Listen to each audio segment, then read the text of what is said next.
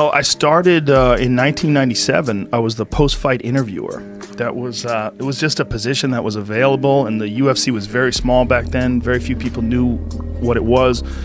And they needed someone to do post-fight interviews. Well, so you were in that world to begin with? I was in the martial arts world. You know, I used to teach martial arts for a living before I became a comedian. I used to fight. Fought in a lot of taekwondo tournaments and had some kickboxing fights, and I'd always been a martial artist since I was a kid.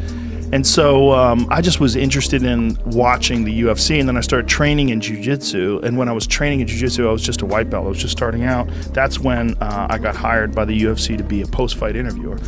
And in talking to Dana White, one day, I was talking to him about fights going on in Japan. I'm like, have you ever seen Sato fight? Do you know do you know Sakura? Do you know this guy? And I was bringing all these names, and he was like, do you want to do commentary? I'm like, I don't want to do commentary, man.